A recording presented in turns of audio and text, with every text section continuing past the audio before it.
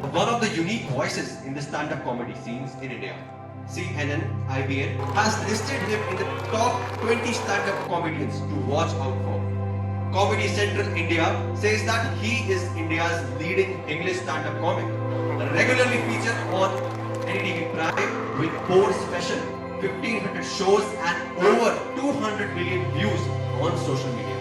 Forbes India had listed his name in the Forbes India Celebrity 100 nominee list. Please give it up for Apoor Gupta, aka Gupta ji.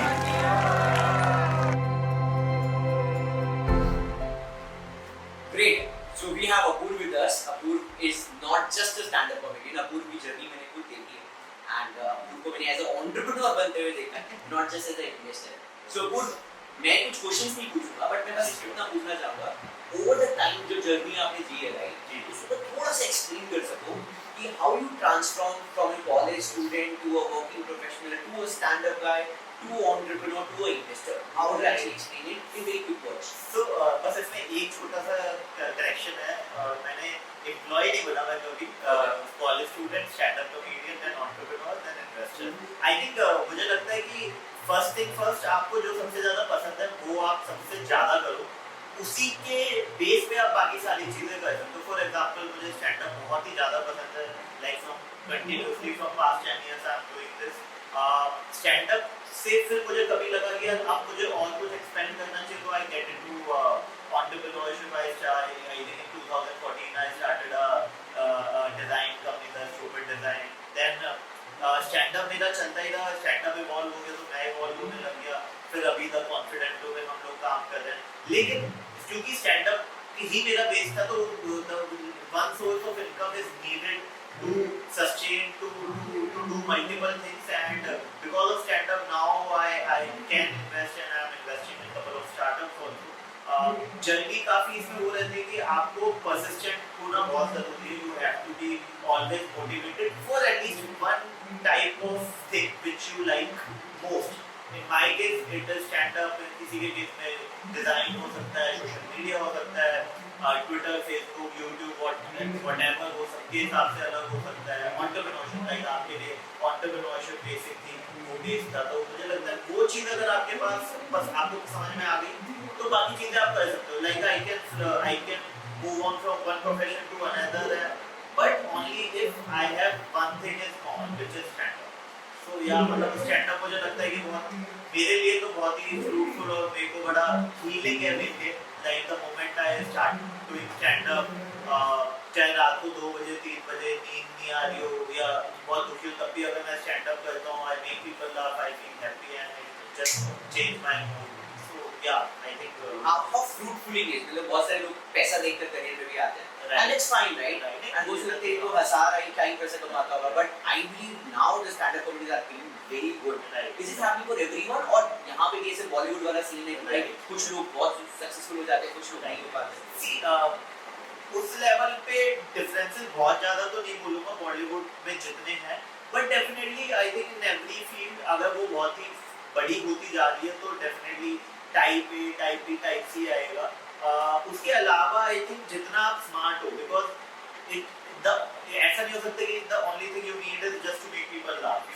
You should know the business side of it. You should know how to create your brand, how to be popular in social media, how to be relevant in social media. Technically digital marketing भी बहुत बड़ी relevance है. I think digital तो आज के time में मतलब doesn't matter आप स्टैंड अप कर रहे हो, एक्टिंग कर रहे हो, आप कुछ भी कर रहे हो, डिजिटल अगर आपको नहीं आता social media marketing, digital media, तो आई थिंक आपका आप सस्टेन करना आपके लिए बहुत मुश्किल है. बिकॉज अगर आप टैलेंटेड हो, लोगों को बता ही नहीं पा रहे हो कि आप टैलेंटेड हो, तो व्हाट द पॉइंट ऑफ मतलब एटलीस्ट आप उसको कमर्शियली यूटिलाइज नहीं कर पाओगे. तो अब जैसे जो बहुत सारी कॉलेज की जनता है जो भी कॉलेज में पढ़ रहे हैं या कॉलेज से पास हो रहे हैं, वो तो सुपर कंफ्यूज है. उनको नहीं पता स्टैंड अप कॉमेडियन बनना है या क्या बनना है. What piece of advice you give to those people who are just trying with their career, उनको एक्सप्लोर करना है, उन्हें समझ नहीं आ रहा वो क्या करें? It's a interesting question, but मुझे लगता है कि 18 से 28 तक हम एक्सप्लोर कर सकते हैं. एटलीस्ट 18 से 25 तक we can explore multiple things, and I am hoping and I pray that आपको वो एक चीज मिल जाए जिसको आप बहुत ज्यादा पसंद करते हो. अदरवाइज नहीं भी मिलती तो मतलब ऐसा कोई निराश या हताश होने वाली बात नहीं है, because life is all about adventure. मुझे भी नहीं पता आज से 10 साल बाद शायद मैं स्टैंड अप कर पाऊंगा कि नहीं, बट एटलीस्ट मुझे अभी पता है आज के टाइम में मैं उस चीज को एंजॉय कर रहा हूँ। तो आप अगर आई थिंक मैंने एक बहुत पहले किसी टॉक में बोला था कि you don't follow your passion, passion follows you. आप 50 चीजें करते हो तब आपको समझ में आ जाता है कि ये चीज मेरे को ज्यादा मेरे आसपास आए जाती है। जब मैंने स्टैंड अप शुरू किया था तो अपने आप ही मेरे पास रैंडम लोगों की कॉल आती थी, वहाँ परफॉर्म करेगा, ये पैसे मिल रहे हैं। आई थिंक वो अपने आप मतलब लॉ ऑफ अट्रैक्शन बोल सकते हो या कुछ भी बोल सकते हो कि जब आपको कोई चीज पसंद आती है आप अपने आप ही वो आपके पास घूमने लग जाती है। तो आप अगर डेस्परेटली किसी चीज को ढूंढोगे तो डेफिनेटली वो नहीं मिलेगा। Just try one thing, if you enjoying it do it more. नहीं एंजॉय करे move on to next thing, move on to next thing. भाई स्टीव जॉब्स ने भी बोला था कि you can only connect dot backwards, you can't and it forward.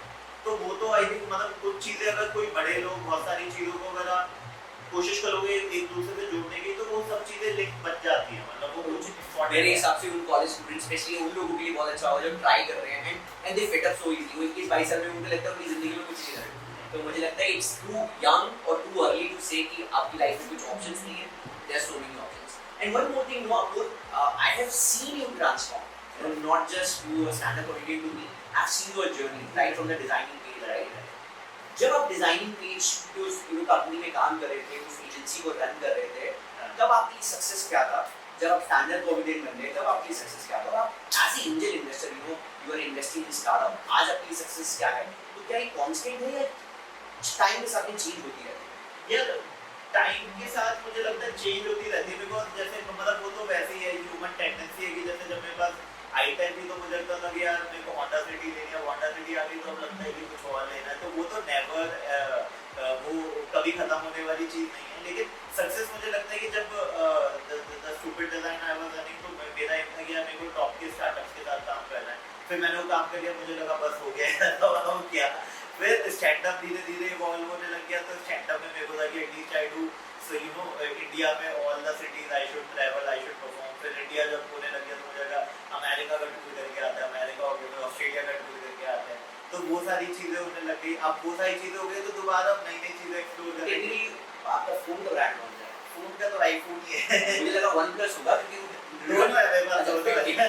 Never settle is the right word going to you, because आप agency run करते थे, आपने क्लाइंट्स के लिए काम किया, you just done with it, stand up comedy done with it and now is in invest. एक हाँ, तो ये भी मुझे लगता है कि just a part of the, because now since I have you know because of the hard work, because of the God blessings, everyone blessings, I have the capability कि मैं किसी की हेल्प कर सकता हूँ। शायद जो चीजें हम स्ट्रगल करते थे एटलीस्ट मैं उनका हिस्सा बन के शायद मेरे को भी उनके सक्सेस में थोड़ा पार्टिसिपेट करने का मौका मिल जाए।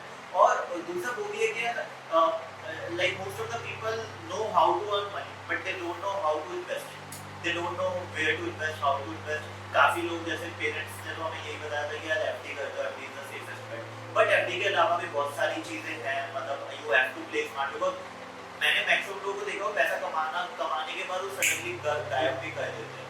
तो वो भी मुझे समझना था कि कैसे करते हैं। तो no thanks to lockdown, I think that was one of my fruitful time where I learn how to invest in share market to एक I become an angel investor. तो वो आई थिंक वो प्रोसेस है जिसको आपको time के साथ अपने आप को you have to you know continuously shine your mind, you have to polish your mind, then only I believe आप टाइम के साथ फाइट कर पाओगे, लोगों के साथ कम्पीट कर पाओगे। Otherwise the era is so competitive, doesn't matter how talented you are, if you are not going with the time, if you are not आप अपने माइंड को उस हिसाब से अवेयर नहीं कर दो जो प्रेजेंट में चल रहा है, तो I think someone will come and just throw you out.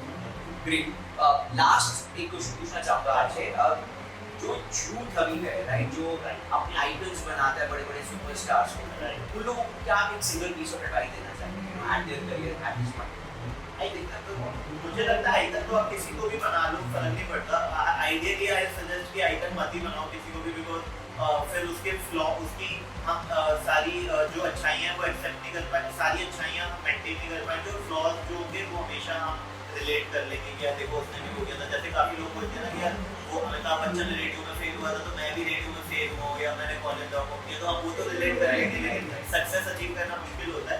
And secondly मुझे लगता है यूथ आइकन से ज़्यादा अपना सराउंडिंग जो है वो बहुत इंपॉर्टेंट है। Your average of 5. Average of 5 वो मतलब आई थिंक बहुत ही रॉकेट आइडिया रॉकेट साइंस मतलब वो बहुत ही सॉलिड आइडिया उसको मेंटेन करके मुझे लगता है आप यूथ आइकन किसी को भी बना लो तब भी आपकी सक्सेस मिलने के चांसेस ज्यादा हैं लेकिन सिर्फ यूथ आइकन बना के आप किसी को भी बना लो बिकॉज हमें सिर्फ ग्लोरी दिखेगी उसकी हमें स्ट्रगल कभी दिखता ही नहीं है क्योंकि स्ट्रगल वो बताते ही नहीं। और स्ट्रगल वो तब बताते हैं जब बहुत ही सुपर सक्सेसफुल हो जाते हैं तब वो फेक स्ट्रगल भी बताते थे कि मैं गरीब होके आया था और आप सोचते हो मैं तो गरीब हुई नहीं तो मैं ऐसे रिलेट कर लूँ बात को। तो मुझे लगता है कि मतलब आइडियल बनना या जस्ट अपने काम पे फोकस करो अपनी सराउंडिंग करो वो आपके साथ कंटिन्यूसली रहेंगे। आइडियल का तो ये है कि आज कोई और है कल कोई और हो जाएगा मतलब हम किसी को भी या तो सचिन को भी चेंज कर दिया था हमने ओवरनाइट या कोहली है तो सही बात। आई बिलीव कि बेटर है जो आपका सराउंडिंग है वो कॉन्फिडेंट है। Great Abuz, thank you so much for your time. And I believe ये जो जितना भी youth इस सेशन को सुन रहा है आपके बहुत काम आने वाला है। I hope so कुछ काम आया तो। Thank you.